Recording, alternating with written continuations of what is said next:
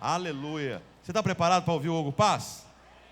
Glória a Deus. Deixa eu te explicar algo. Olha, quando você vai ouvir uma pessoa que tem características de mestre, tem algumas pessoas que vai se identificar com isso. Por quê? É a unção que ele carrega de ensino da palavra de Deus. É diferente, às vezes, de um pastor. O pastor prega mais ensinando, mais assim, fulano, senta mais para cá, fulano, vai organizando a casa. É a unção pastoral. Quando você ouve um apóstolo pregar, ele prega colocando, olha para frente. Você não vê aquela cidade dele, vamos alcançar Betim, vamos alcançar a África. É a unção apostólica. Quando você olha o evangelista prega, fulano, vai ter milagre, hoje fulano vai ser curado, a perna vai nascer. É a unção do evangelista. Quando você ouve o mestre ele vai ensinar você as escrituras, vai derramar unções assim que vão realmente banhar a sua vida. E isso que é maravilhoso. O maravilhoso é quando na vida da igreja nós temos várias unções para banhar o corpo de Cristo. Posso ouvir um amém? Não é só um pastor, não é só o mestre, não é só o evangelista, não é só o apóstolo, não é só aquele operador de milagres, mas é várias unções banhando a igreja. E isso fortalece o corpo de Cristo, isso traz maturidade. Isso é uma igreja que está crescendo, e muitos outros vão estar aqui ministrando a palavra de Deus para a glória de Jesus. Pastor, como é que faz para ministrar na Souza? É para poder, só você estar se envolvendo na vida da igreja, se tornando um líder de célula, servindo os irmãos, e a gente vai servindo e avançando para a glória de Jesus, amém? Estende as mãos para cá, vamos orar por ele, em nome de Jesus. Aproveite, hein? Está indo embora, hein? Daqui a pouco você vai procurar ele aqui, mas você vai ver só na internet, porque vai estar lá nos Estados Unidos. Aleluia, vai morar lá. Vamos orar. Pai, obrigado, Senhor, pela vida do Hugo Paz. Senhor, ele tem sido realmente um presente de Deus para nossas vidas.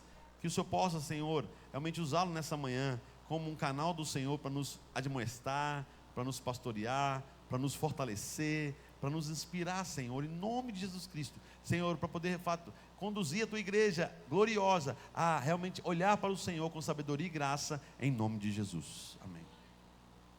Amém, glória a Deus. Bom dia, gente, tudo bem? Vocês estão bem?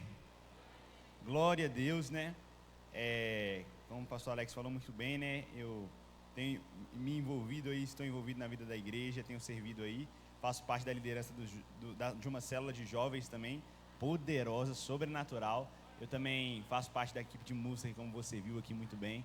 A galera está crescendo demais. E ultimamente nós temos ministrado, né, para você que está acompanhando a nossa igreja, nós temos ministrado sobre a igreja de Apocalipse. Quantos aqui receberam alguma ministração ou ouviram algo em casa, pelo YouTube, sobre as igrejas de Apocalipse? Eu não sei você, meu irmão, eu tenho sido extremamente abençoado por essas ministrações, por essas mensagens. Eu acredito que a gente já passou por cerca de 4 igrejas de 7. Hoje é a 5ª, nós falamos da igreja de Filadélfia, da igreja de Sardes, da igreja de Éfeso, e nós finalizamos no último domingo aprendendo sobre a igreja de Pérgamo, e hoje nós vamos aprender sobre a igreja de Tiatira. Diga comigo, Tiatira. Glória a Deus. Gente, hoje teve um milagre, uma bênção sobrenatural, e eu quero compartilhar com você. A projeção não está funcionando. Então não tem Bíblia para você ver, mas graças a Deus, porque nessa igreja todo crente traz Bíblia, cara. Eu fico tão feliz com isso, porque isso não atrapalha em nada o bom andamento do culto, porque nós temos cristãos que andam com a sua Bíblia, porque eles entendem que a Bíblia é uma ferramenta importante para o cristão ter quando ele vai para o culto. Amém? Glória a Deus. Amém, né, gente? Glória a Deus. Se eu estiver falando pela fé, você fala amém também, para você não ficar sem graça na hora que eu estiver falando, viu? Então fala amém, entendeu? Mas você sabe que não foi você. Então, realmente não tem a projeção, mas eu quero te convidar a acompanhar, talvez no teu telefone, mas eu quero te incentivar, meu irmão. Traga a tua Bíblia para o culto, leve a tua Bíblia para a célula. A sua Bíblia tem que fazer parte do teu material ali pessoal. Na verdade, a Bíblia diz, o próprio Davi fala que eu guardei a palavra dele no meu coração. Então, se ele guardou no coração, por que ele não ia levar na mochila, né?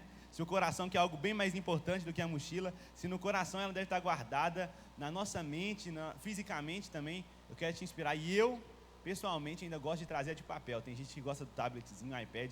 Eu gosto de levar aquela que é física, entendeu? Porque é muito bom, viu, gente? Mas nós vamos aprender um pouco sobre a igreja de Tiatira. Se você puder abrir a sua Bíblia lá em Apocalipse, no capítulo 2. Se você tiver com o teu telefone também, eu te convido a abrir também no teu telefone. Em Apocalipse, no capítulo 2, nós vamos ler a partir do versículo 18. E como o pastor Alex, ele compartilhou muito em algumas ministrações que nós temos, as pessoas costumam compreender Apocalipse como um livro difícil de ser interpretado, como um livro assim que não pode ser lido pelo cristão. Eu quero te falar, meu irmão, se está na Bíblia, tem que ser lido. Deus não ia colocar um livro na Bíblia que ele não queria que o povo dele lesse. Seria muito estranho falar, leia a Bíblia toda, mas um livro específico você não leia. ou espera alcançar um nível de maturidade para que você leia. Não. A Bíblia inteira é para ser lida a todo momento. É óbvio que você tem que interpretar ela de certa maneira, dependendo do contexto que ela se encaixa, mas eu quero te inspirar, meu irmão, a ler o livro de Apocalipse. Quantos aqui vão ler esse livro sobrenatural? Amém? Você está aqui? Você chegou? Quantos vão ler esse livro sobrenatural? Amém, gente. Vamos lá. Tá. Se você abrir sua Bíblia aí comigo, lá em Apocalipse, no capítulo 2, para quem gosta de saber a versão específica, vou estar lendo na NVT. E a Bíblia diz assim, Apocalipse no capítulo 2, no versículo 18. Escreva esta carta ao anjo da igreja em Tiatira. Esta é a mensagem do Filho de Deus, cujos olhos são como chamas de fogo e cujos pés são como bronze polido. Sei de tudo que você faz, vi o seu amor, a sua fé, seu serviço e sua perseverança. Observei como você tem crescido em todas essas coisas. Contudo, tenho contra você uma queixa. Você tem permitido que essa mulher, Jezabel, que se diz profetiza, faça meus servos se desviarem. Ela os ensina a cometer imoralidade sexual e a comer alimentos oferecidos a ídolos. Dei a ela tempo para que se arrependesse, mas não quer se arrepender da sua imoralidade. Portanto, eu a lançarei doente numa cama, e aqueles que cometerem adultério com ela sofrerão terrivelmente, a menos que se arrependam e abandonem as práticas de tais atos. Matarei seus filhos, e então todas as igrejas saberão que eu sou aquele que sonda mente e coração. Darei a cada um de vocês aquilo que os seus atos merecem.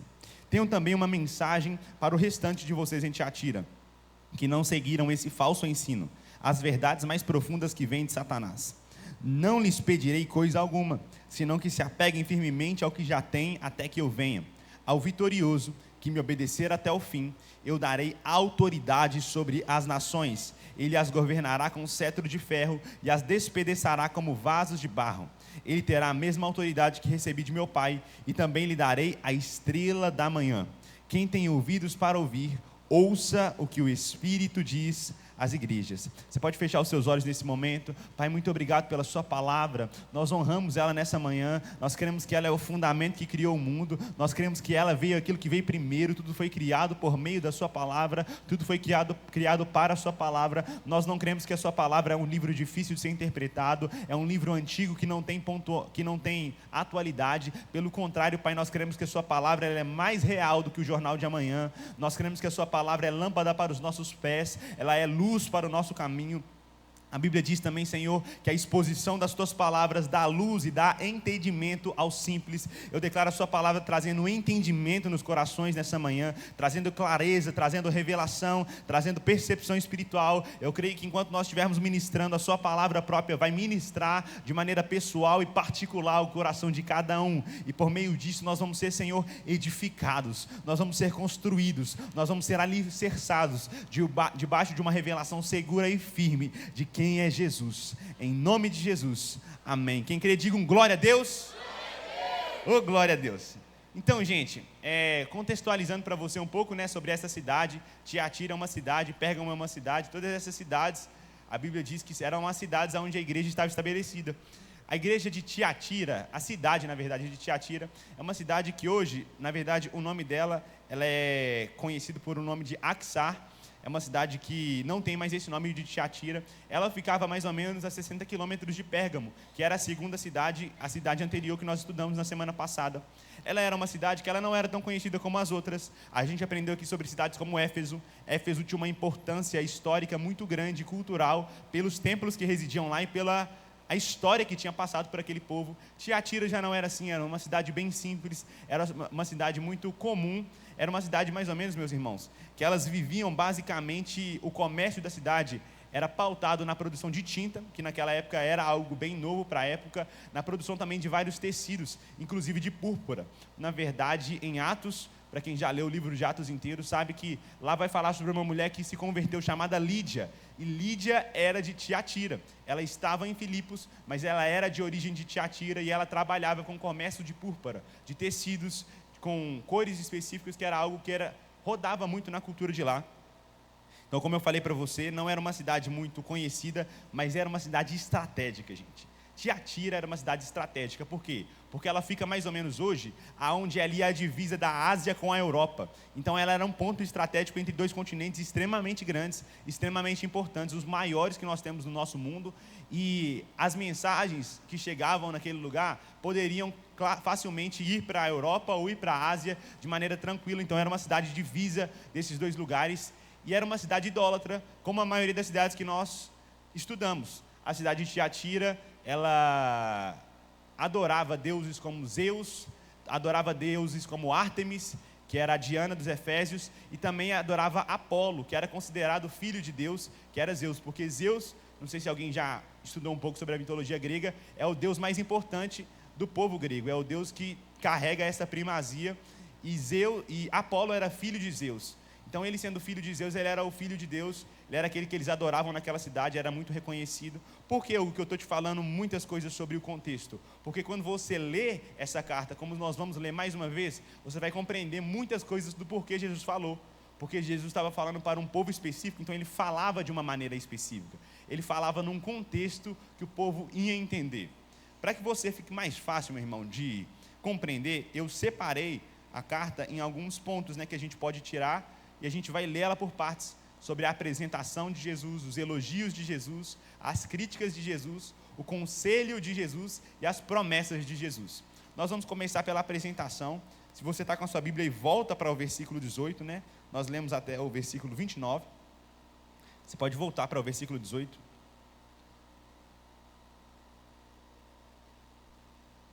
E olha como a minha Bíblia começa, não sei se a sua começa dessa mesma maneira, talvez de outra maneira, no sentido da versão. Esta é a mensagem do Filho de Deus.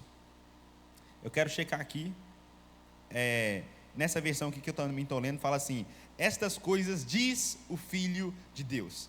Isso é muito interessante, meu irmão, porque ele está falando numa cultura que cria que o Filho de Deus era Apolo, que adorava e idolatrava Apolo como Filho de Deus. Então, quando Jesus está falando, quem está falando para vocês é o Filho de Deus. O que ele está fazendo? Ele está destronando os deuses que aquela cidade considerava Deus.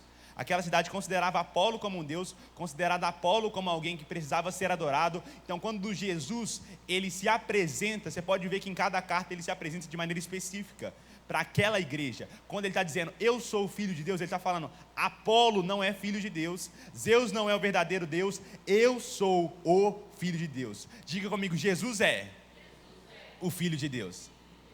Meu irmão, isso é muito forte, é muito importante, eu queria compartilhar isso com você. Quando Jesus está falando que Ele é o Filho de Deus, nós precisamos entender algo, e eu quero transmitir isso para você. Quando Ele fala que Ele é o Filho de Deus, por mais que nós sejamos aqui, filhos de Deus também, Ele é um filho como nós nunca seremos, porque nós nos tornamos filhos de Deus. Jesus sempre foi o Filho de Deus. Entenda comigo, Jesus é o Filho eterno. A Bíblia diz que todas as coisas foram feitas por meio dele, e sem ele, nada do que foi feito se fez. Nós somos filhos de Deus, porque nós recebemos a natureza de Deus. Jesus sempre foi Deus, e sempre foi o Filho de Deus. Uau, meu irmão, se você entender isso, Deus é o Deus Pai, é o Deus Filho e é o Deus Espírito Santo. Esse é o Deus que nós cremos. Só que o Deus Filho se revela na pessoa de Jesus. Então, quando ele está falando, eu sou o Filho de Deus, ele está falando, eu sou o próprio Deus. Eu sou a expressão de Deus no Filho. A Bíblia diz que o Filho é antes de todas as coisas. A Bíblia diz que o Filho tem a supremacia sobre todas as coisas. Eu me lembro também de um texto que ele fala assim, nos tempos passados, Deus falou de muitas formas aos pais pelos profetas, mas nestes últimos dias, Ele nos falou pelo Filho. O que ele está falando? Jesus é o Filho, Ele é a mensagem de Deus, Ele é a expressão pelo qual Deus se comunica à terra. Ele está falando, eu sou o verdadeiro Filho de Deus. Meu irmão, isso é muito forte, porque quando nós estamos ouvindo constantemente a mensagem de Deus, nós sabemos que não é pessoas periféricas que estão falando, nós sabemos que é o próprio Filho que está expressando o Pai. Quantos creem nisso? Aleluia, meu irmão, glória a Deus. E ele continua falando aqui, que ele tem olhos como chama de fogo. Eu imagino, meu irmão, imagino que deve ser olhos como chama de fogo. Eu imagino que deve ser um olhar, meu irmão, penetrante, daquele que você olha e você fala assim, cara, eu consigo ver para o que aquele olhar está olhando. E ele é um olhar que testa, ele é um olhar que prova, ele é um olhar que examina todas as coisas. Mas eu quero te falar um pouco também sobre a igreja de Tiatira, porque Deus, ele é um bom pai, amém, meu irmão? Quantos creem que Deus é um bom pai? Quantos pais nós temos nesse lugar? Já pega aí, meu irmão, olha aqui, essa ferramenta. Deus, em todas as cartas, ou na maioria delas, ele começa elogiando as igrejas. Por mais que a crítica dela seja uma crítica intensa, tem algumas cartas que ele não critica e outras que ele não elogia, mas ele sempre traz a base de começar elogiando. Algumas pessoas podem achar que o elogio ele pode ensoberbecer uma pessoa, mas a Bíblia também diz que a repreensão constante na vida de uma pessoa vai fazer com que ela se quebrante e com que ela não tenha mais cura. Então, se você fica corrigindo demais, mas esquece de elogiar, você pode, ao invés de acertar a pessoa, você está matando ela. Mas olha o que Jesus está falando. Jesus vai falar coisas aqui muito fortes quando vai criticar essa igreja. Mas antes de criticar essa igreja, imagina nós, estamos lá, naquele tempo da história, na Ásia, e a gente quer frequentar a igreja de Tiatira. A gente vai falar, rapaz, quero ver como é que é a igreja de Tiatira. Aí quando a gente chega lá para ver, tem uma carta de Jesus, escrito por Jesus. Aí ele chega lá, como é que ele fala dessa igreja? Ele fala que era uma igreja de amor, gente. Quantos aqui creem que uma igreja de amor é uma igreja que representa Deus? Vocês creem nisso? A igreja de amor, gente, estava amando. Tinha muito amor envolvido. O povo lá tudo carinhoso. Você fala, rapaz, eu quero ser a de Tiatira, viu, mano? O povo lá se ama, é uma coisa absurda. O povo lá, a Bíblia diz que o amor é o próprio Deus. A Bíblia diz que nós amamos a Deus representando como nós amamos os nossos irmãos. Então a Bíblia fala muito sobre o amor. E olha para você ver, gente, o pastor Alex estava nessa igreja. Era uma igreja de fé, gente. Era uma igreja de fé, pregava fé no domingo.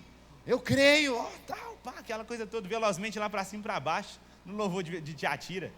E aquela igreja lá vivia uma realidade de fé. Quantos creem que uma igreja que carrega o DNA da fé é uma igreja que agrada a Deus? A Bíblia diz que sem fé é impossível agradar a Deus. Então, olha, mais uma vez, João, através de Jesus, ele está elogiando a igreja, falando lá é uma igreja de fé. Eu tenho visto, olha o que ele diz, eu tenho visto o seu amor, eu tenho visto a sua fé e o seu serviço, gente. Seu serviço. Aquela igreja era uma igreja que servia. Eu quero te falar, a qualidade de uma liderança, a qualidade de uma igreja também é pautada pela quantidade de pessoas que estão envolvidas para servir, e não só as pessoas que estão sentadas na cadeira para receber. Amém, meu irmão? Se você está sentado na cadeira dessa igreja há mais de um ano, eu quero te falar, eu não sei como é que você passou escondido do pastor Alex. Depois você me fala, viu?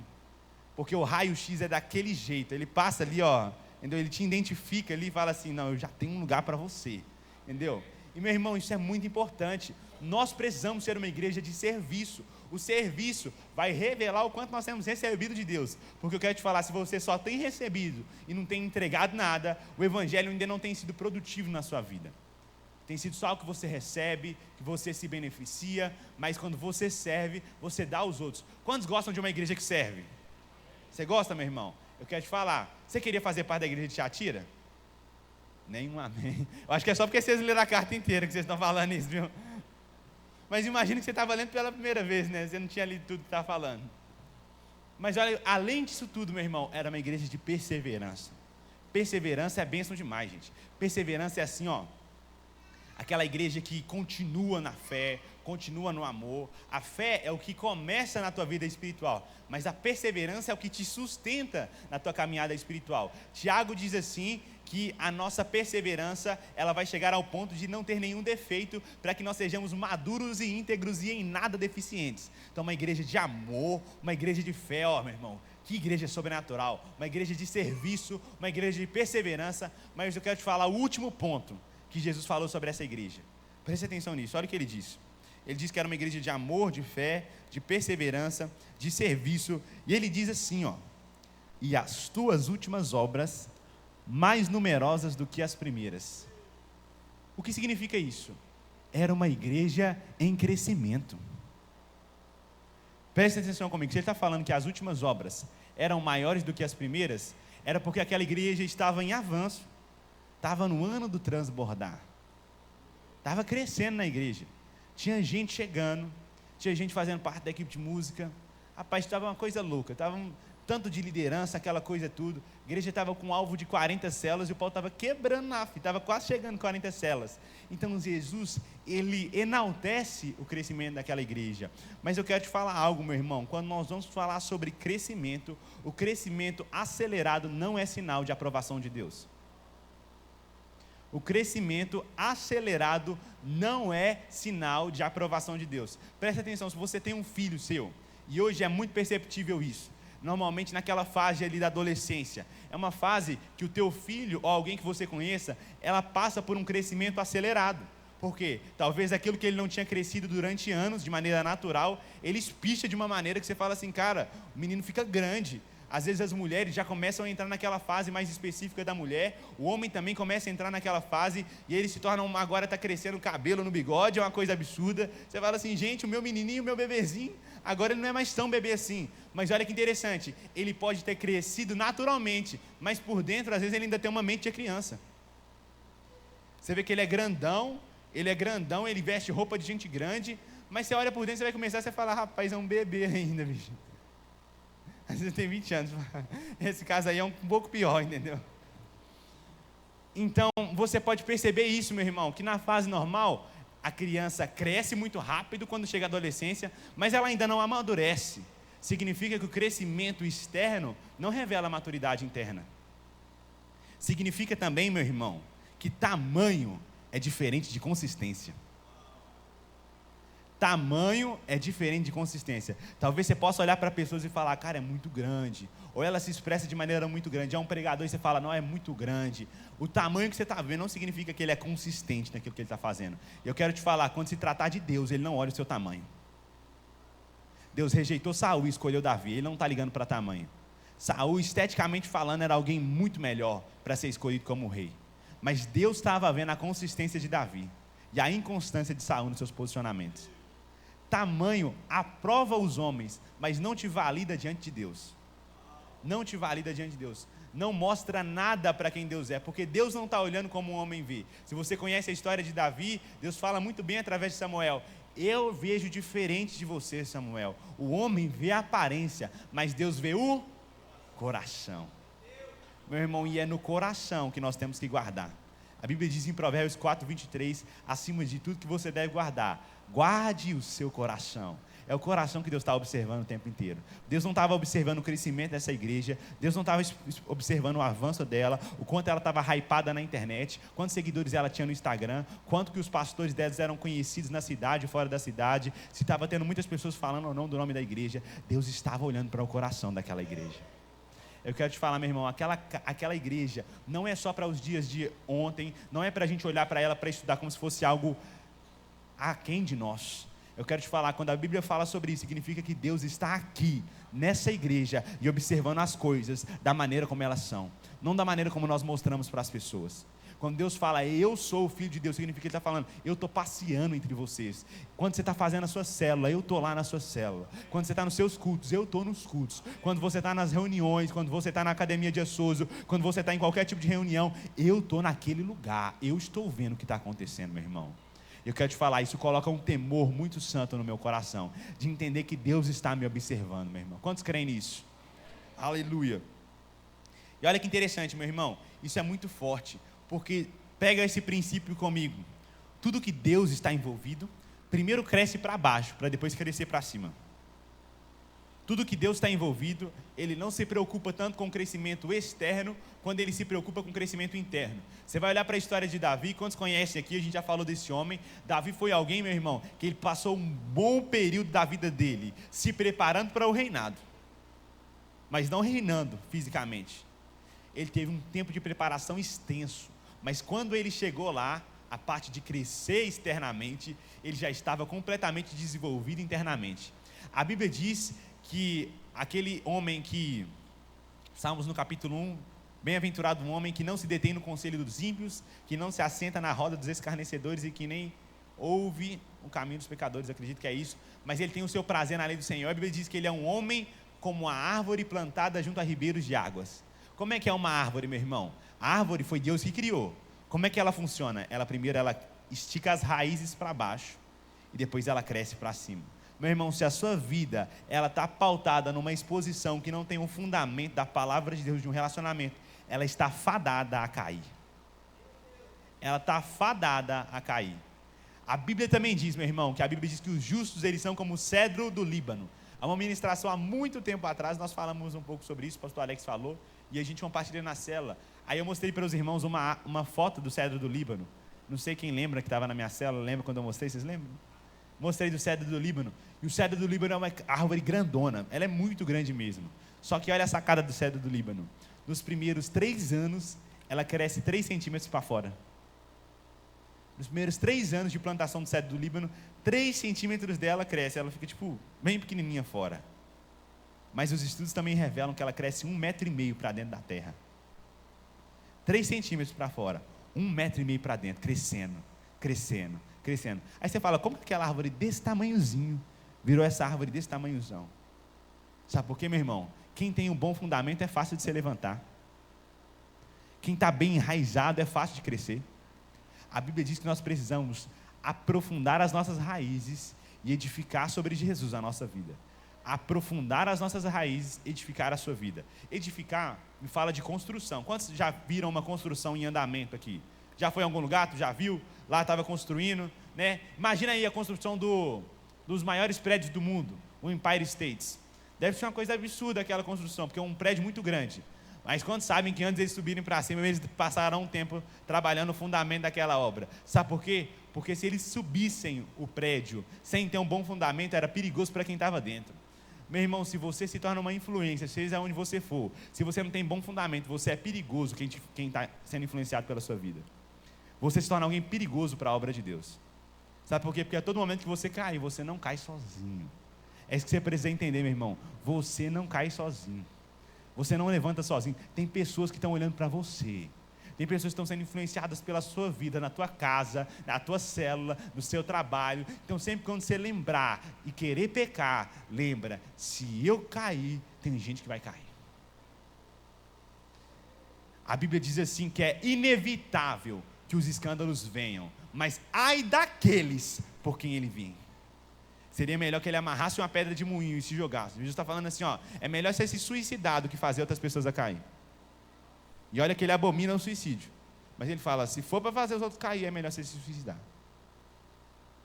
Meu irmão, olha que interessante. O que vai privar a nossa vida, o que vai sustentar a nossa vida, é ter um fundamento da palavra de Deus. É praticar a palavra de Deus. É falar, rapaz, eu estou firme, porque a palavra em mim, ela não é só nos domingos. Eu pratico ela na segunda-feira. Eu pratico ela quando eu vou ser honesto com o meu chefe. Eu pratico ele quando eu vou ser sincero e íntegro nas coisas que ninguém está me vendo. Sabe, eu estava ouvindo uma frase de Joyce Meyer esses dias, meu irmão, e ela me pegou. Ela falando assim, ó, uma pessoa de caráter, ela é excelente, principalmente quando só Deus está vendo ela. Essa aqui me pegou. Ela falando, uma pessoa de caráter é excelente, principalmente quando só Deus está vendo ela. Quando só Deus está observando o que ela está fazendo. Ela permanece no mesmo padrão de excelência. Esse precisa ser a nossa vida, meu irmão. Mas olha que interessante, as críticas que Jesus faz. Vamos lá para o versículo 20. Agora eu vou ler na RA, para a gente dar uma alternada, mas no versículo 20, vamos ler as críticas que Jesus faz à igreja. Tenho, porém, contra ti o tolerares que essa mulher, Jezabel. Atenção só ao primeiro verbo que ele coloca, tenho, porém, contra ti o tolerares. Meu irmão, muitas coisas na nossa vida acontecem porque nós toleramos aquilo que não era para ser tolerado. Muitas coisas acontecem, você ainda cai nos mesmos pecados porque você tolera algo que não era para ser tolerado. Você ainda permanece às vezes na mesma vida espiritual porque você ainda está tolerando coisas que não era para você ter tolerado. Muitos pais perdem a honra com seus filhos e veem seus filhos saírem da igreja e desonrando completamente. É porque tolerou comportamento que não era para ser tolerado. Eu quero te falar, se você for se basear na criação dos teus filhos, na perspectiva que o mundo tem, eles vão sempre falar que você é intolerante. Mas eu quero te falar, o fundamento da intolerância, da tolerância, foi o que fez com que Jezabel ganhasse espaço nessa igreja. Eu quero te falar, se Jezabel ganha espaço em algum lugar, é porque alguém tolerou ela ter espaço. A Bíblia diz assim para nós em Tessalonicenses, não deis lugar ao diabo. Esse versículo me mostra 3 coisas. O diabo não tem um lugar. Já é a primeira. Está falando, não deis, ele não tem um lugar. A segunda coisa que me mostra, ele quer um lugar.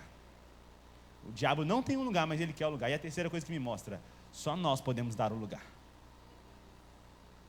Como nós estamos dados, como aquela igreja deu lugar ao diabo, deu lugar ao espírito de Jezabel, tolerou o que não era para ser tolerado.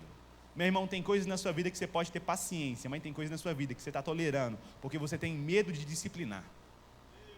Porque você tem medo de ser desagradável. Eu quero te falar, meu irmão, a Bíblia diz que o pai corrige o filho que ama. Se você não corrige, significa que você não ama. Olha que interessante, meu irmão. Eu anotei aqui, na liderança, tolerar certos comportamentos, tolerar certos pensamentos, tolerar certos ensinamentos é um pecado muito grave. Quando você tolera ensinos que não era para ser ensinado, talvez você está lá na tua célula, lá na tua vida, alguém lá toma uma posição de influência e ensina algo que não está de acordo com a palavra, e você deixa aquilo, não, vamos deixar, não vamos fazer nada não. Rapaz, a tolerância é algo errado, sabe por quê? Eu não sei se alguém conhece aqui a história de Eli. Quantos conhecem a história de Eli aqui? Eli foi um dos sacerdotes. Eu quero te falar, meu irmão, a tolerância de Eli com relação ao comportamento dos seus filhos fez com que ele perdesse a honra de Deus, e nunca mais a descendência dele foi sacerdote. Perdeu uma honra muito grande, porque tolerou o que era intolerável. A gente falou de Davi, um grande homem de Deus, reconhecido pelo seu coração, mas a tolerância dele em não disciplinar o teu filho Absalão pelo comportamento que ele teve, fez ele ter um reino dividido. Quando você tolera o que é intolerável, você perde coisas que você não poderia ter perdido, porque você prefere a tolerância do que a disciplina. Eu não estou falando aqui para você ser exacerbado, para você ser anterior, para você se antecipar a algo. É necessário um tempo de paciência, mas eu quero te falar, ainda assim se torna necessária a disciplina. Meu irmão, a disciplina é o amor de Deus. Eu quero falar, você pode olhar para mim e pensar assim, cara, como assim? Disciplina é o amor de Deus. A Bíblia diz que na perspectiva de Deus, o filho que ele não disciplina não é filho, é bastardo. Se você em algum momento se sentiu disciplinado por Deus, levanta a mão e fala, obrigado, Senhor, porque eu sou filho. Se você não sentiu, você tenha medo, bicho, porque você está sozinho no mundo. Já viu, meu irmão, para mim aquela história da manhã é top demais. Eu já passei por isso demais. Tá todo mundo aqui, o pau tá quebrando, reunião de família, os meninos tudo, ó, quebrando a casa das pessoas que tá, quebrando a casa da avó, quebrando a casa de todo mundo. Tá todo mundo quebrando pau. Aí chega meu pai, pega eu. Você vem cá, você para de fazer isso, dá uma bronca em mim cabulosa. Falei, mas tá todo mundo aqui, bicho. Só eu que tomei o B.O. Ele falou, eu não sou pai de todo mundo, eu sou seu pai. Você vem cá e vem, você não é todo mundo não. Alguém já ouviu essa frase aqui, você não é todo mundo? Rapaz, glória a Deus, eu não fui sozinho não. O Gabriel está quase dando glória a Deus lá atrás. Entendi, irmão. Mas meu irmão, sabe o que é isso? O pai resolve com o filho dele. O pai não tem compromisso com quem não é filho. Você não tem compromisso com quem não é filho seu não. Cada pai resolve por si só. Mas os seus filhos você pega e fala assim, os meus eu vou acertar a bronca deles. Sabe o que Deus está falando com essa igreja aqui? Ó? Eu não sou pai de todo mundo não. Mas os meus eu vou pegar e eu vou alinhar o prumo deles. Só que o que essa igreja tolerava? A Bíblia diz que essa igreja tolerava Jezabel. Alguém já ouviu falar desse nome aqui, Jezabel? Jezabel, qual quebra, bicho? Jezabel não é bicho bom de você mexer, não. A Jezabel, para quem não conhece, ela foi uma mulher do Velho Testamento e ela teve muita influência no reinado de Acabe, que era o marido dela. Eu quero ler para você um versículo, talvez não fique bom de você abrir a referência, mas se você quiser, fica à vontade. Mas eu vou ler ele rapidamente. Ele está lá em 1 Reis, no capítulo 16, no versículo 30, só para te contextualizar de quem foi Jezabel. Para você que não sabe, Jezabel, ela viveu no tempo de Acabe, no momento dos reis. O versículo que eu vou ler está lá em 1 Reis, no capítulo 16, no versículo 30. E Jezabel, ela foi esposa de Acabe, ela não era rei, no caso ela era rainha, mas ela influenciou muito Acabe. Acabe não era um homem exemplar, a Bíblia diz que ele fez o que era mal aos olhos do Senhor. Vamos ler o que o texto diz para que você fique mais atento a quem foi Jezabel. 1 Reis, no capítulo 16, no versículo 30, diz assim, ó: Acabe, filho de Onre, fez o que era mal aos olhos do Senhor, pior que todos os reis antes dele. Pior que todos os reis antes dele. E, como se não bastasse seguir o exemplo pecaminoso de Jeroboão, casou-se com Jezabel, filha de Etbaal, rei dos Sidônios, e começou a se prostrar diante de Baal e adorá-lo. Olha o que ele está falando. Ele foi o pior dos reis que teve antes dele, e como se não fosse ruim, o pau quebrou mais ainda, ele afundou a bronca mesmo. Ele casou com Jezabel, uma mulher que não era da tribo, que não poderia se casar com ela, mas ele casou com ela e acabou se prostrando pelos reis que ela também adorava. Olha o que a Bíblia diz em outra referência sobre Jezabel: ninguém houve, pois, como Acabe, que se vendeu para fazer o que era mal perante o Senhor, porque Jezabel, sua mulher, o instigava. Não, meu irmão, isso é forte demais. Ninguém ouve como Acabe. Por que Acabe foi assim? Porque Jezabel instigava ele. Em outra versão, olha o que a Bíblia diz: não houve ninguém que tenha se vendido tão completamente para fazer o que é mal aos olhos do Senhor como Acabe, influenciado por sua esposa Jezabel. Meu irmão, Acabe, ele vai colher muita coisa quando ele for apresentado no julgamento perante Deus. Mas eu quero te falar, Jezabel também vai. Sabe o que eu quero falar com isso com você? É que você, homem, você é responsável pelas decisões e pela primazia na tua casa de direções. Mas eu quero te falar, existe grande parte das suas decisões que é influenciada pela tua mulher. Então eu espero que a tua mulher esteja alinhada com a palavra, porque senão ela vai te influenciar para um mau caminho. É por isso que quando nós trazemos o relacionamento de um casal para a palavra, os dois se equilibram. Porque o homem que está crescendo demais, ele volta. A mulher que está querendo mandar demais, ela volta. Opa, esse aqui é o meu lugar, esse aqui é o lugar do homem, e aqui vai dar certo. Mas a mulher que carrega esse espírito, a Bíblia diz que Jezabel, ela instigava, ela influenciava, ela seduzia a Acabe. Sabe, meu irmão, as pessoas pensam que Jezabel era literal. Eu acredito, cara, não é literal, porque tem só 2000 anos de história de diferença. A Bíblia mostra que Jezabel morreu. Mas o que é isso? Havia uma mulher na igreja de Tiatira que tinha um certo nível de influência, porque a Bíblia diz que ela ensinava. Então, o anjo da igreja, que aqui é o pastor, tolerou que essa mulher tivesse influência, a ponto de estar ensinando as pessoas naquele meio, e a Bíblia diz que ela seduzia eles para praticarem imoralidade sexual e para comer comida sacrificada aos ídolos.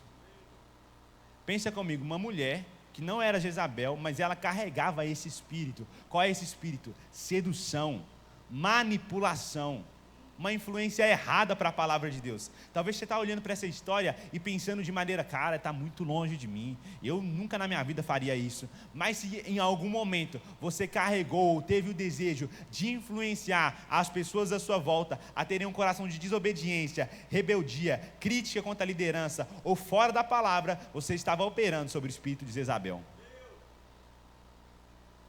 Olha isso, meu irmão, que a palavra de Deus diz. Essa mulher, que Jesus nomeia ela de Jezabel, porque ela carregava a mesma influência de Jezabel, ela tinha influência para trazer 3 coisas: doutrinas erradas, fornicação e idolatria. E olha, eu estava pegando algo sobre a doutrina, e ela é tão importante, gente, porque a doutrina, o que é a doutrina? É o ensino. Quando nós estamos aprendendo o fundamento da palavra de Deus, aquilo é doutrina para nós. E a doutrina, ela é a base para o crescimento ou a destruição de uma igreja. Você está aqui nesse lugar, você está sendo ensinado. Por que nós falamos tanto aqui da mídia Suso? Porque você está nesse lugar, o fundamento da palavra correta vai fazer você crescer, mas o fundamento errado da palavra de Deus vai acabar com a tua vida, meu irmão. Vai acabar com a tua vida. Olha que interessante, alguém aqui já fez bolo? Quantas pessoas aqui, tem boleiro aqui na classe? Deve ter boleiro, mas alguém já fez bolo, não precisa ser boleiro não, entendeu? Por que eu queria falar sobre bolo? Porque a Bíblia fala constantemente sobre o fermento e compara o fermento à doutrina, né? Então alguém sabe que quando a gente vai fazer bolo, a gente pega lá 2 ovos, 5 leites. Estou brincando, gente, eu nunca fiz bolo, então você já sabe que eu não tenho a medida correta. Mas quem sabe já está olhando para mim assim, está errado. Você pega lá a farinha, e quando sabem que você pega 5 copos de fermento, né não? 5 copos cheios de fermento, gente, que é isso, bicho? Por que você não pega isso de fermento? Que é isso, gente? Eu descobri, por revelação divina, Deus me contou, que fermento você bota um pouquinho, entendeu? Fermento você bota um pouquinho, por quê? Porque quando você bota um pouquinho de fermento, ele já faz o bolo crescer. Mas olha, lembra do que eu falei para você? Tamanho é diferente de consistência. O fermento traz o tamanho, não traz a consistência do bolo. Olha isso, meu irmão, o que a Bíblia está falando para nós. Quando ela fala sobre a doutrina errada, Jesus ele tem uma frase que ele fala assim: quando as multidões cresceram a ponto de haver milhares de pessoas atropelando-se e pisando uma nas outras, Jesus concentrou o seu ensino nos discípulos, dizendo: tenham cuidado com o fermento dos fariseus, que é a hipocrisia. O fermento dos fariseus era algo muito perigoso para os discípulos estarem em contato. Qual que era o fermento deles? Falavam muito bem, faziam muito mal. Olha o que a Bíblia diz em outro texto, falando sobre o fermento e comparando ele à doutrina. Esse está lá em Gálatas, no capítulo 5, no versículo 7. Vocês corriam bem. Quem vos impediu de continuar a obedecer à verdade? Esta persuasão não vem daquele que vos chama. Um pouco de fermento leveda toda a massa. Olha que interessante, meu irmão. O apóstolo Paulo entendia que um pouquinho de doutrina errada poderia atrapalhar aquele povo completamente a seguir o evangelho. Se você tolera na tua vida um pouquinho de ensino errado da palavra, aquilo vai atrapalhar completamente a tua corrida espiritual. Sabe o que levou a igreja a viver excessos e a viver coisas que são totalmente fora da palavra e que desviaram muitas pessoas? Foi um pouquinho de doutrina errada que as pessoas toleraram, que não era para ser tolerado. A Bíblia diz que o que se requer do despenseiro é que ele seja encontrado fiel. O que é fiel, meu irmão? Fiel é você fazer da maneira que foi mandado para você. Fiel é você continuar no lugar que Deus colocou para você. Para as pessoas que ministram, para as pessoas que estão em influência. Você não tem fidelidade com o aplauso dos outros. Você não tem fidelidade com o sorriso dos outros. Você tem fidelidade com a palavra.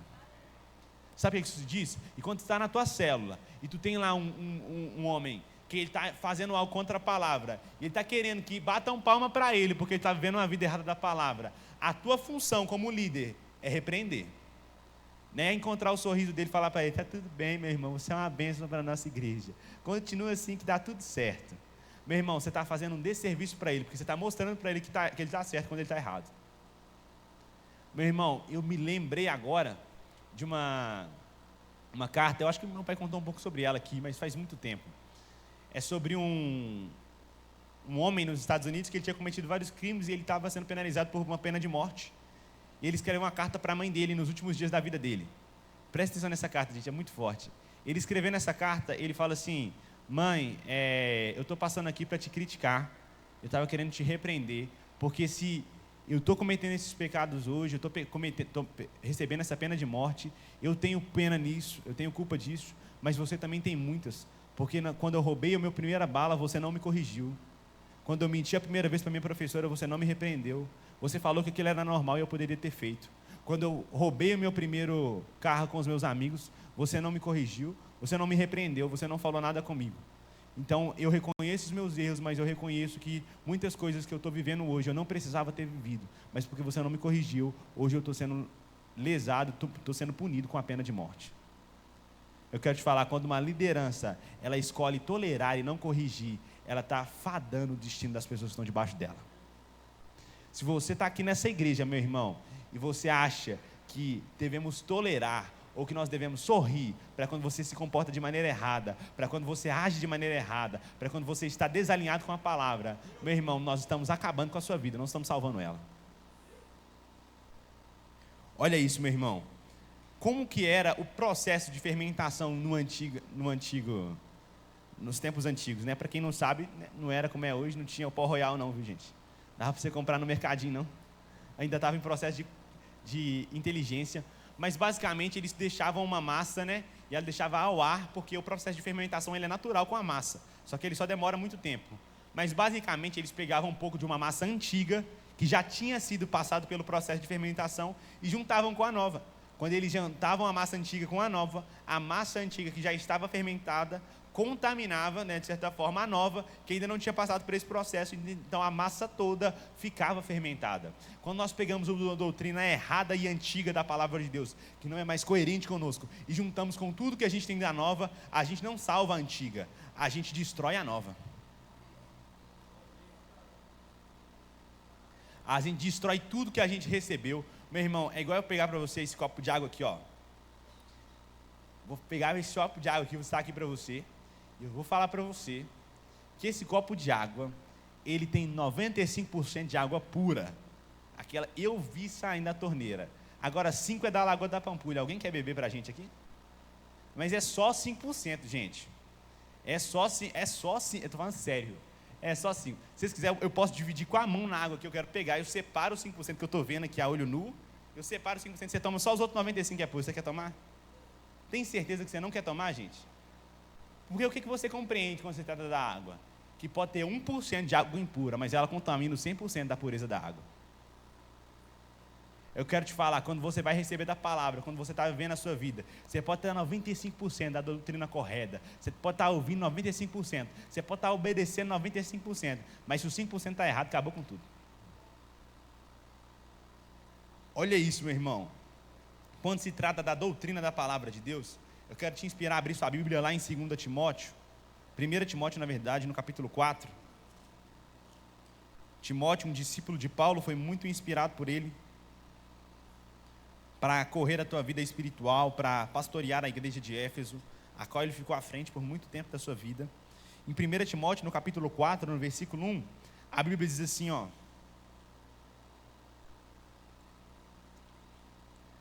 conjuro-te perante Deus e Cristo Jesus, que há de julgar vivos e mortos pela sua manifestação e pelo seu reino. Prega a palavra, insta, quer seja oportuno, quer não, corrige, repreende, exorta com toda longanimidade e doutrina, pois haverá tempo, ou esse tempo chegou, em que não suportarão a sã doutrina, já não suportam a sã doutrina lá fora. Pelo contrário, cercar-se-ão de mestres, que segundo as suas próprias cobiças, como que sentindo conceira nos ouvidos, se recusarão a dar ouvidos à verdade, entregando-se a fábulas. Tu, porém, sê sóbrio em todas essas coisas, suporta as aflições e faze o trabalho de um evangelista.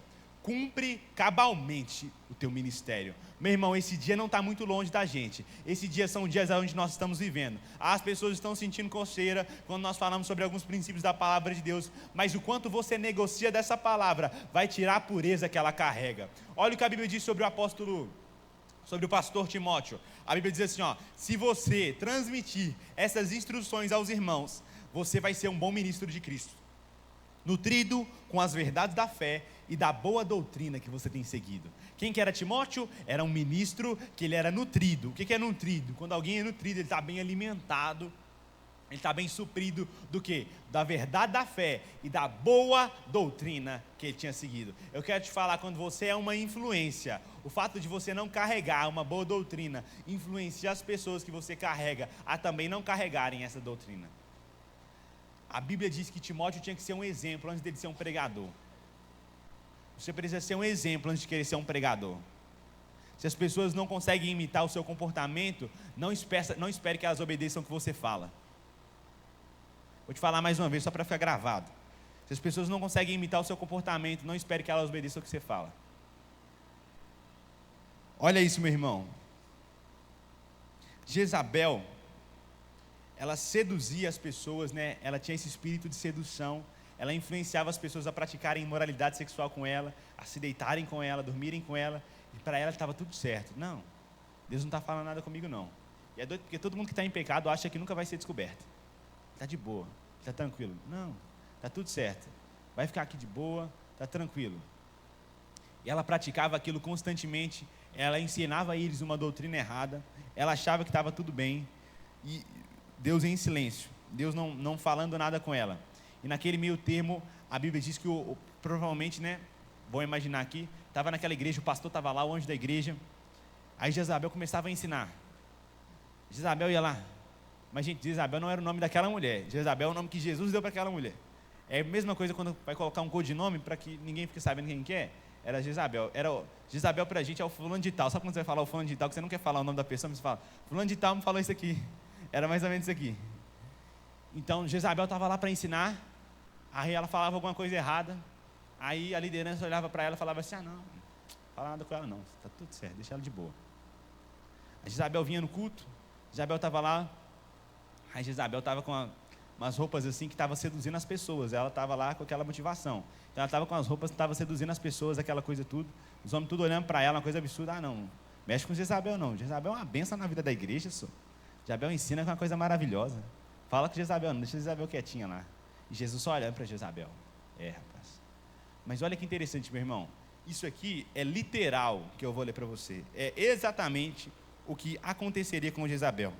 A Bíblia diz assim, ó: Jezabel, que a si mesmo se declara profetisa, ela se chamava de profetisa, não significa que ela era. Não somente ensine, mas que ainda seduza os meus servos e pratiquem a prostituição e comerem comidas sacrificadas pelos ídolos. Dei-lhe tempo para que se arrependesse. Meu irmão, Deus sempre dá tempo para arrependimento. Se tem um cara, gente, que dá tempo para arrepender, é Deus. Já tem 2000 anos contado no relógio, que está dando tempo para o mundo se arrepender. Quantos lembram da história da Arca de Noé aqui? Noé construindo a Arca, Noé demorou 100 anos para a Arca. Foi 100 anos que ele deu para que aquele povo se arrependesse e entrasse com Noé na Arca. Todo mundo olhou para a Arca de Noé e falou, não, está tudo bem, nós estamos cometendo pecado, nós estamos vivendo adultério, mas está tudo certo, não vai acontecer nada com nós. Teve um dia que o tempo acabou, a porta fechou. Na hora que a porta fechou, a chuva começou, gente. Eu quero te falar, quando nós estamos vivendo numa vida de pecado, numa vida de imoralidade, ou numa vida de qualquer outro pecado, que nos esteja impedindo de ser uma influência boa para o Evangelho, Deus está nos dando tempo, e não significa que tempo é impunidade. Não significa que Ele está te dando tempo que Ele não vai trazer para você a consequência. O Deus que é bom, olha o Deus que é bom, olha o que o Deus que é bom fez. Que Ele falou que ia fazer. Ela não quer se arrepender. Eis que a prosto de cama, significa que ela ia ficar na cama, bem como em grande tribulação os que com ela adulteram, caso não se arrependam das obras que ela incita. Matarei seus filhos, e todas as igrejas conhecerão que eu sou aquele que sonda mentes e coração, e vos darei a cada um segundo as vossas obras. Quem que eram os seus filhos aqui? Era a palavra filhos no grego é teknon, que significa discípulos, aqueles que seguiam os seus ensinamentos. Eu matarei os seus discípulos, eu matarei aqueles que estão debaixo da influência dela. Ele está falando o seguinte, eu dei tempo para ela não quis se arrepender, agora eu vou dar tempo para os filhos. Se eles não se arrependerem, eles vão colher a mesma coisa que ela colheu, vão entrar debaixo disso. Meu irmão, Jesus está olhando para a nossa igreja. Jesus, se tem uma coisa que garra de temor no meu coração, quando Ele começa falando assim, conheço as tuas obras, Ele fala assim, eu estou te vendo. Eu quero te falar, para algumas pessoas, se você está passando por aflição, e Deus fala para você, eu estou te vendo, você se sente seguro e protegido. Mas quando você está em pecado, e Deus fala com você, eu estou te vendo, meu irmão, você fica, aquele frio na barriga já sobe de cima para baixo, assim, já é uma coisa absurda, porque você sente que está sendo observado por Deus, nas coisas que talvez ninguém vê. Mas olha o que era a consequência daquela mulher, vou colocar você de cama, os teus filhos, as pessoas que seguem no seu ensino, elas vão morrer, para quê? Para que as igrejas saibam. Eu quero te falar, o Deus bom, que não julga o mal, Ele não é bom, Ele é mau. Sabia disso? Você reconhece a justiça de um juiz quando ele julga o mal. Quando um juiz não julga o mal, o que você acha dele? Quando o juiz não julga o mal, o que você acha dele? Corrupto. Você não acha que um juiz é corrupto quando ele não julga o mal?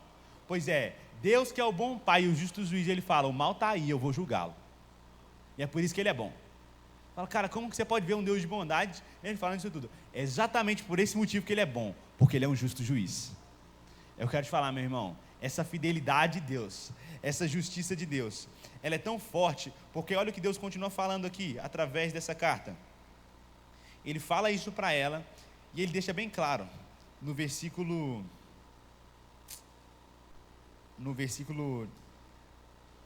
depois que Ele fala sobre matar os filhos, Ele fala, digo todavia a vós outros, eu não sei exatamente o versículo que é, mas Ele diz assim, versículo 24, para quem está me acompanhando aí, digo todavia a vós outros, aos demais de Tiatira, aos tantos quantos não têm essa doutrina e que não conheceram, como eles dizem, as coisas profundas de Satanás.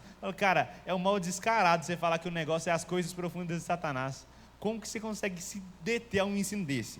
E ele diz assim, outra carga não jogarei sobre vós, tão somente que conservai o que tendes até que eu venha. Então olha que interessante, naquela igreja existiam pessoas que tinham cedido aquele ensino e tinham pessoas que tinham permanecido fiéis ao ensino. Na mesma igreja você pode ver pessoas nós estamos falando sobre ofertas, extremamente generosas e extremamente avarentas. Na mesma igreja nós podemos ver pessoas que vivem uma vida de santidade e amam a Deus, e pessoas que vivem uma vida impura e não estão nem aí para Deus, estão só frequentando. Na mesma igreja nós vemos pessoas fiéis e leais e pessoas infiéis e que não estão nem aí para a lealdade. E Jesus fala assim, eu vejo os dois. Eu me lembro de uma passagem que fala sobre Jesus deixando plantar o trigo com o joio, e é interessante porque eu estava ouvindo alguém falando sobre isso, ele fala, cara, por que é interessante que Deus deixa que o trigo e o joio sejam plantados juntos? Porque o que define os dois é na hora da retirada. Quando você vai colher o trigo você colhe leve, o joio ele fica duro. Significa que quando Jesus for buscar a igreja dele, o trigo vai subir rápido, o joio vai ficar para trás. Olha que interessante, meu irmão. Ele continua dizendo isso, ele deixa bem claro que ele estava vendo as pessoas fiéis na igreja, mas ele dá um conselho. Qual que é o conselho? Eu não vou colocar nada sobre vocês. A única coisa que eu vou colocar é que vocês conservem o que vocês têm até que eu venha. Eu quero te falar, meu irmão, você que está aqui nessa igreja, você precisa conservar a palavra que você carregou. A palavra que um dia te transformou é a mesma que vai continuar te transformando. O evangelho que um dia te mudou é o mesmo que vai continuar te mudando. A fé que um dia queimou no teu coração e fez você ser uma nova criatura é a mesma que vai continuar te guiando. Qual que é o conselho de Deus para essa igreja? Conservem o que vocês carregam. Eu não vou pedir mais nada para vocês. Você está bem claro quem é do mal, quem é do bem. Mas eu vou falar algo para vocês. Conservem aquilo que vocês têm. Eu quero falar para você mais uma vez. No mundo está cheio de doutrina errada. Na igreja, você ouve muitas vezes cheio de doutrina errada, em cima de púlpito, em cima de plataforma. Mas se você compreendeu a verdade da palavra, se você compreendeu o mínimo que seja da boa doutrina, a minha inspiração para você e o meu conselho para você é como Jesus: conserve aquilo que você carrega. O que vai fazer, meu irmão, que você seja preservado é você conservar a palavra firme no seu coração. Em outra versão, ele diz assim que você precisa se apegar firmemente. Eu gosto de um pregador que ele falava assim, que se apegar firmemente é como um bulldog que agarra o osso que deram para ele. Já viu um bulldog quando ele está com o osso dele brincando? Alguém é doido de meter a mão na boca do bulldog e arrancar o osso da boca dele? E ele está ali bravo daquele jeito. Você sabe que se você meter a mão no osso, você vai levar dentada. Meu irmão, quando se trata da palavra, você precisa ficar tão agarrada dela, que as pessoas que tentarem tirar dela de você, elas vão ser confrontadas. Quando tentarem tirar, como que as pessoas tentam tirar a verdade de você? Quando elas falam assim, aquela frase que meu pai gosta de falar: não tem nada a ver. Não é tão firme assim não. Você não precisa se levar tão ao pé da letra assim não. Não, só isso aqui dá. Não, mas abre só isso aqui, ó. Não, isso aqui ninguém está vendo, é só entre eu e você. Não tem nada a ver, está tudo bem. Pois é, você está negociando aquilo que não era para ser negociado e não está guardando aquilo que era para ser guardado. A obediência da palavra de Deus. Mas olha que interessante, o nosso Deus é maravilhoso, porque depois desse coro que ele deu na igreja, porque isso aqui, meu irmão, é um trem absurdo assim. Acho que eu sei porque a transmissão não funcionou, é igual ontem. Nossa, eu falei com minha mãe ontem, teve uma palavra bem levinha, né? Uma mão bem passada assim nas pessoas. Ele falou: cara, por que não transmitiu? Eu falei: não sei se você sabe, Deus, ele é um bom pai. Se você já corrigiu o seu filho, você sabe o que eu estou falando. Os pais que não são bem educados, quando eles vão corrigir os filhos, ele corrige na frente de todo mundo. O pai que ele é mais modesto, o que ele faz? Ele pega o filho e fala assim: vem cá que eu vou te levar na salinha. Irmão, a salinha é pior que você corrigir na hora, porque você gera expectativa nele, entendeu? Ele treme antes de chegar lá. Hoje, os filhos de hoje, ele dá crise de ansiedade só de ir para a salinha, entendeu? Porque você está rindo e está lá pensando: o pau vai quebrar, bicho. Vai queimar pro meu lado. O que Deus fez ontem? Eu falei: Deus apagou a transmissão para dar o coro de porta fechada, entendeu? Eu não queria que ninguém visse.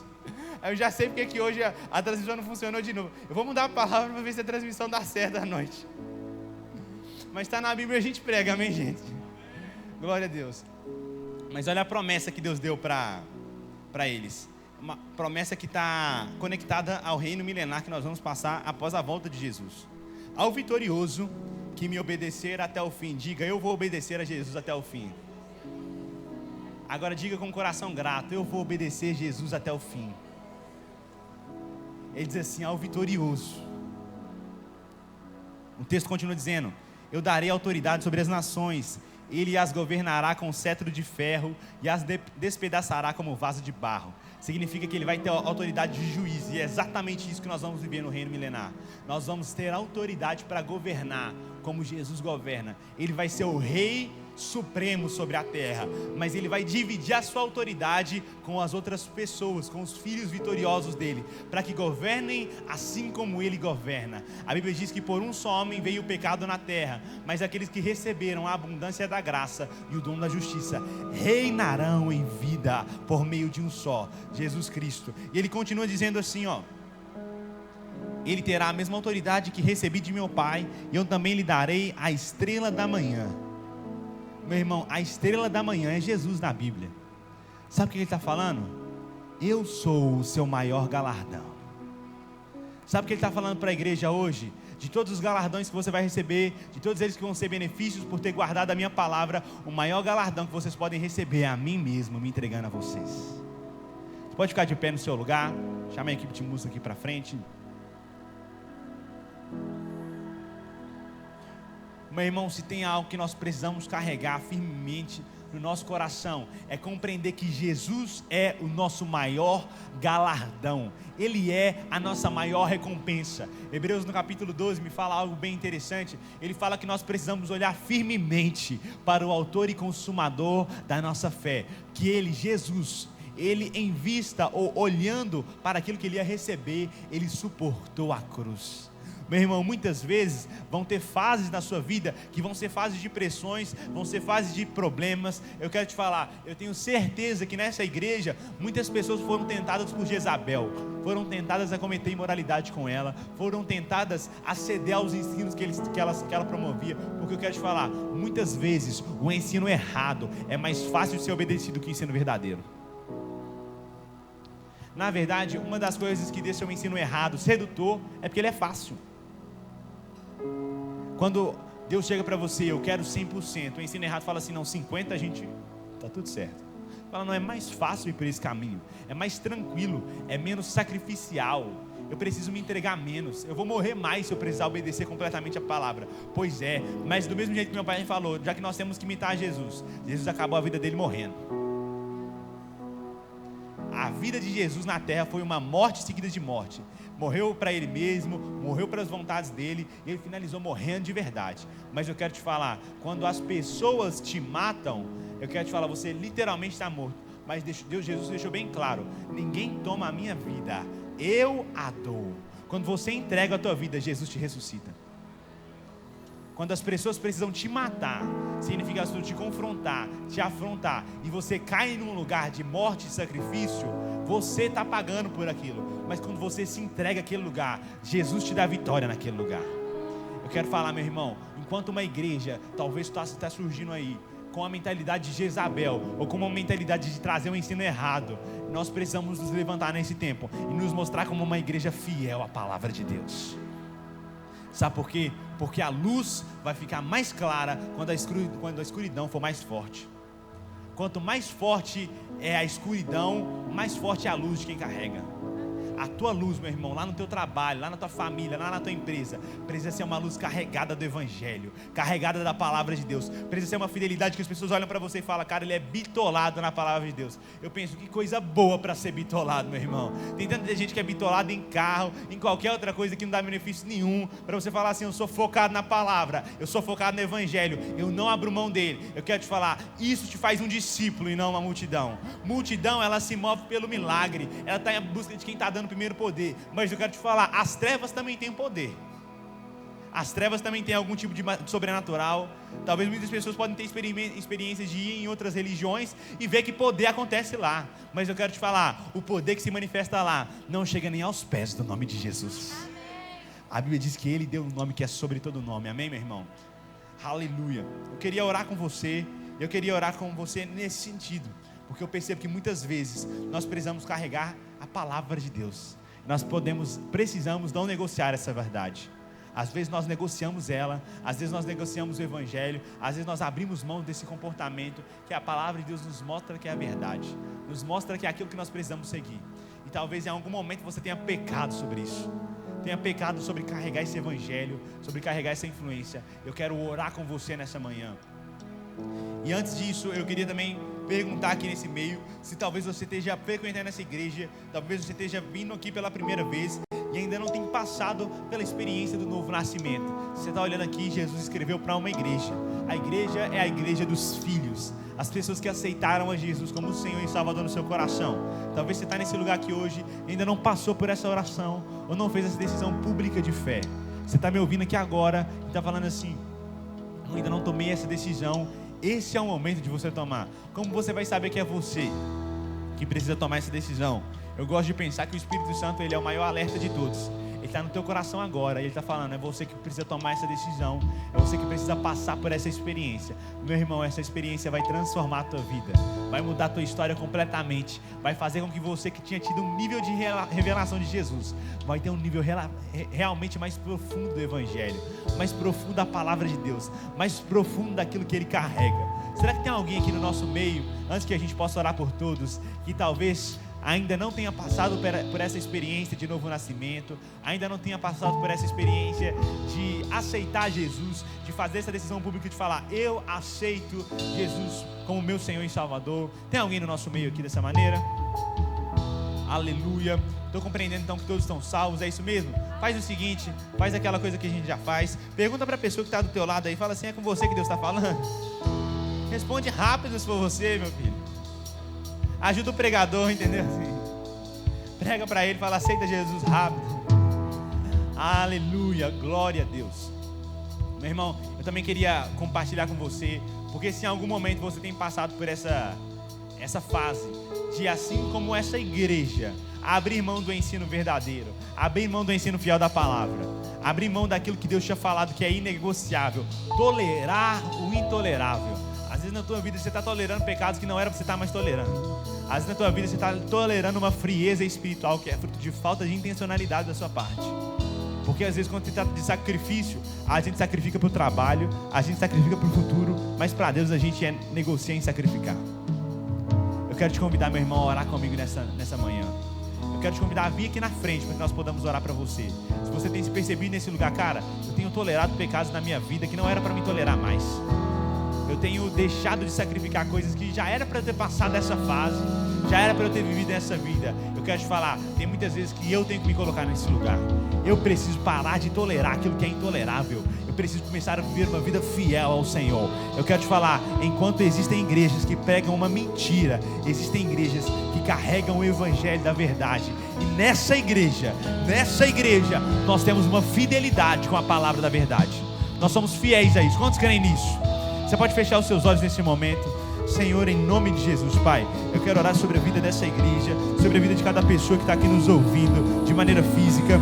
Pai, eu declaro em nome de Jesus, Pai, que o evangelho pregado nessa igreja não vai ser à toa, porque as pessoas nesse lugar, elas vão seguir a palavra de Deus, elas vão seguir o evangelho, elas vão seguir aquilo que o Senhor está falando, elas vão seguir a boa doutrina do evangelho. Eu creio, Pai, e eu declaro para pessoas, Pai, cada vez mais recebendo e carregando a influência da Tua palavra, do Teu bom evangelho, para que em nome de Jesus a Tua unção venha se mover sobre esse lugar, venha se mover sobre as pessoas nesse lugar, e para que em nome de Jesus, Pai, se alguém agora nesse momento, ela está aqui, mas ela ainda tem um pecado que ela tem tolerado em algum momento, se ela está aqui nesse lugar e ela tem tolerado pensamentos, tem tolerado comportamentos que ainda não são coerentes com o evangelho, eu declaro agora o Senhor transformando a vida dessa pessoa, por meio da revelação da palavra, por meio da renovação da mente, para que o Senhor possa iluminar as áreas do entendimento dessa pessoa, e ela venha compreender o quão o pecado dela está errado.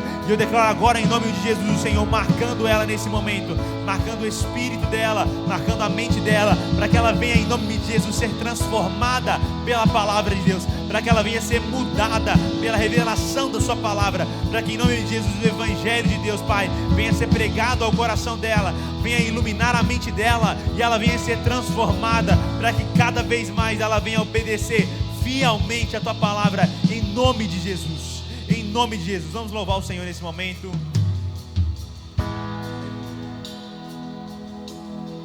Meu firme fundamento, és a rocha onde estou, quando tudo é abalado. Feliz ainda sou por na fé em Ti, Jesus, pois nunca me deixou. Foi fiel